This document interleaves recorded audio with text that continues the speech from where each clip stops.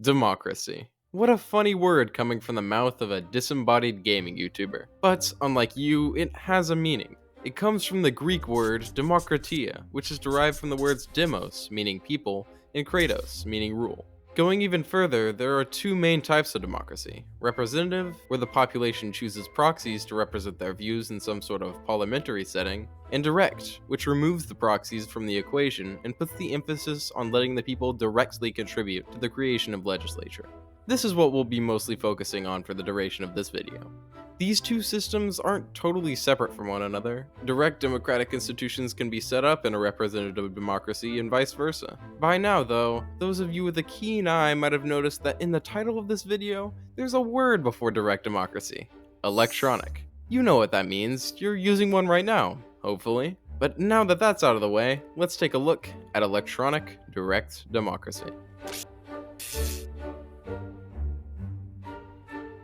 Electronic direct democracy, or EDD, in theory is just as it sounds, direct democracy online. This includes things such as drafting legislation and directly voting on it over the internet.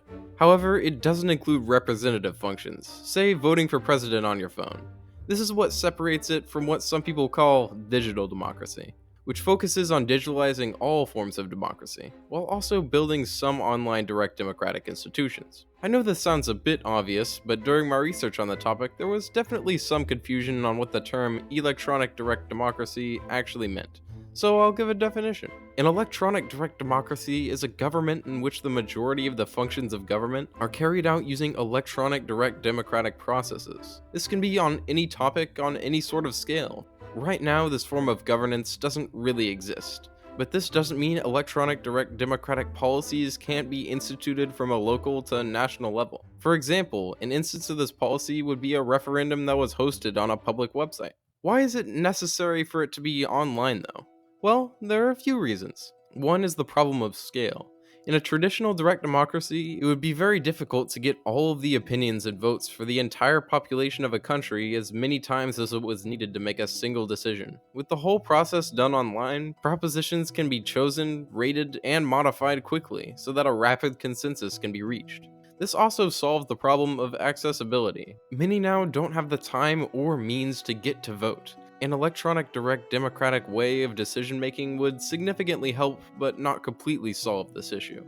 Lastly, it would create spaces to deliberate ideas that don't exist today, and could help people educate themselves upon topics which they wish to influence. As I said, no electronic direct democracies exist today, but there are many places where we can see the effects of this type of policy and how they implemented it. One common type of direct democracy is local participatory budgeting. The practice of actually deciding where the money you pay in taxes goes. A little bit insane, I know.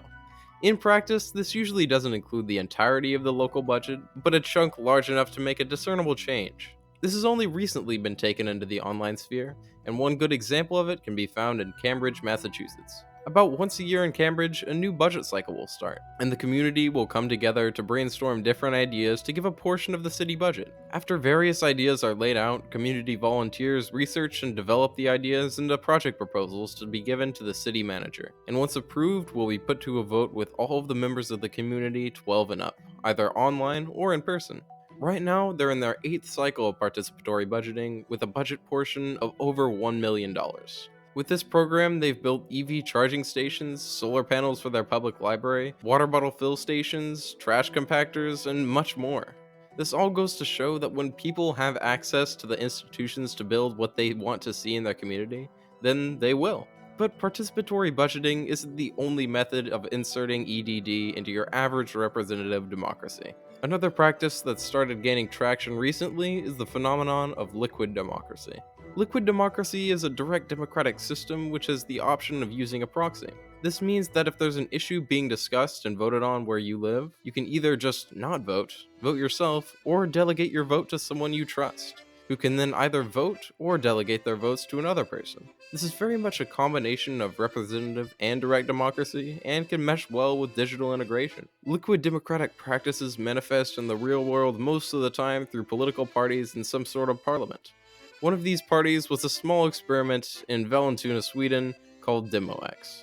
The party in theory would divide votes statistically among how the people voted on a poll on their party website. So for example, if 60% of the people voted no and 40% yes, and there were 5 representatives in the council, then 3 of the 5 would vote no and the other 2 yes. The party never ended up getting more than 1 representative in the local council, but in 2014, DemoX merged with 2 other parties to form, and sorry I'm going to mispronounce this, Direct Democraturna, a party with the same principles but focusing on general elections rather than local ones. Similar experiments have been tried with Senator Online in Australia, where if there was a clear majority and over 100,000 votes online, then a senator would vote, and if not, they would abstain. And Podemos, a political party in Spain where the party leaders are elected online and the electoral program is directed through an online discussion platform. Speaking of platforms, what programs are used to facilitate these electronic forms of democracy? After looking into a few myself, I took interest in one specifically, named Liquid Feedback.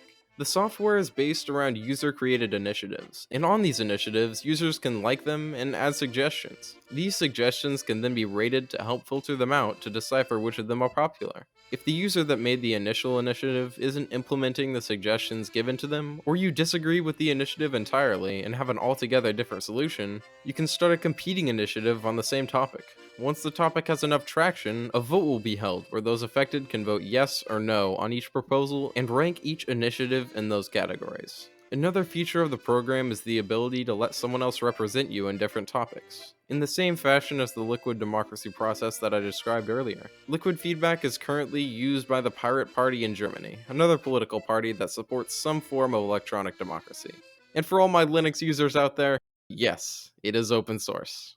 A few other programs to note are Lumio, used in the Wellington City Council in New Zealand, and Democracy OS, used in Buenos Aires in Argentina. Another method of direct democracy forged through digital means comes in the form of the Citizens Assembly. Before you say it, no, I'm not suggesting that we organize a Citizens Assembly through Zoom or Microsoft Teams or something. I spent a year of school on those and that would be the worst. The citizens chosen for the assembly in this case are chosen randomly with a computer, in a practice called sortition. This is of course the least electronic of any of these examples so far, due to the impracticality and frankly just bad track record of online debate, so it'll be held in person. The purpose of a citizens' assembly like this is to attempt to get the opinions of the whole populace to come together and pass legislation that all can agree on to some extent. This tool of governance is currently utilized in Ireland, where citizens are chosen at random to debate, then create draft recommendations, which goes to a vote by the randomly selected people. If it passes this, then the Irish legislator will debate on it, and it can pass from there. Through this system, both same-sex marriage and abortion were legalized in the country. With that, you know most of the common electronic direct democratic processes happening in the real world. You may have noticed that most of them have some liquid democratic element to them. I personally think that that's the case because we currently live in a world dominated by representative democracy. And liquid democracy may be the most powerful tool found yet that implements popular control in a world where it's uncommon. As I said earlier, electronic direct democracy is just a theory. We don't know too much about it yet. It can come in multiple ways, many of which I couldn't possibly imagine. Thanks for watching, guys. I know this one's pretty different from what I usually do, just like the doom scrolling video, so please tell me what you thought about it in the comments. And if you were wondering where I came up with the topic, I was going down a Wikipedia rabbit hole and tried to find a good video on it, but I couldn't, so I figured I'd make one. I also took a lot of inspiration from chapter 8 of a book called Beast and Gods by Rosalind Fuller, which I'd really recommend. And as always, remember to like and subscribe, and I'll see you next video. Peace.